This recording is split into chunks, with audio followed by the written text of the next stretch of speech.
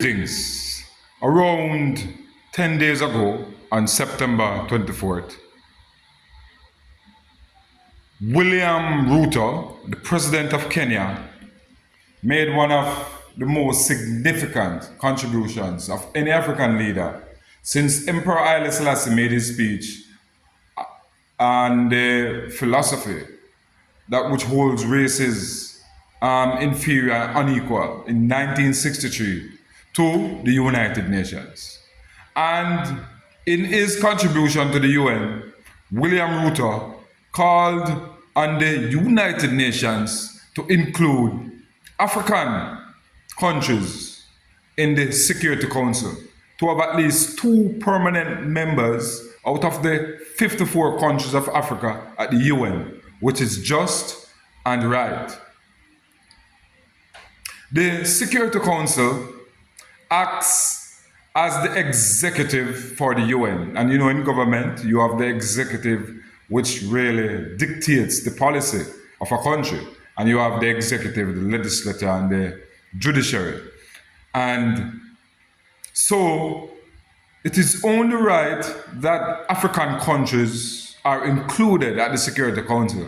For one, the Security Council agenda in terms of security issues, Africa is a continent that a lot of instability and a lot of issues concerning security takes place, which means that the Security Council would have been making decisions for Africans without the inclusion of Africans.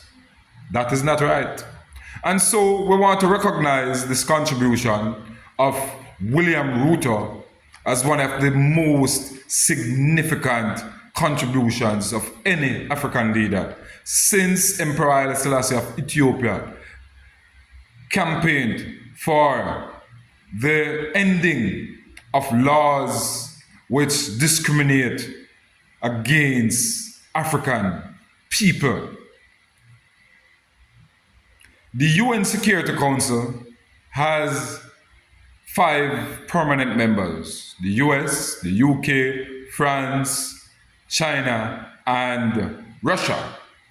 But there is no place for Africa.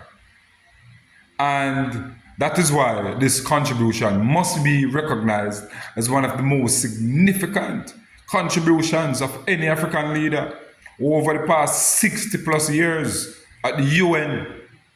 Because it's time for Africa to be recognized as a significant player in world affairs, and it is indeed a significant player.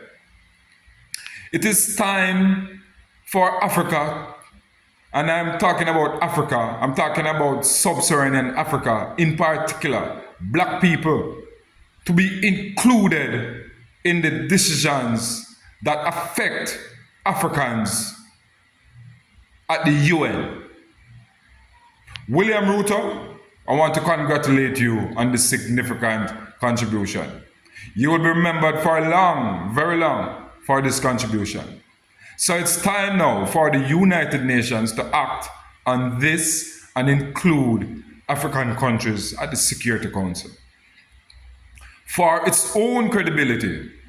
Because how do you call yourself a United Nations and you exclude one of the most significant continents from decision making at the highest level? Africa has 54 countries, which makes up at least or close to 1/3 of the membership of the United Nations, yet it is excluded from the most important table where decisions are made. This is not fair. And so it is now the UN to act on this. And I must ask, or encourage rather, other countries in Africa and the Caribbean as well to support this advocacy for African countries to be included at the Security Council of the UN. This would be a significant change in world decision making.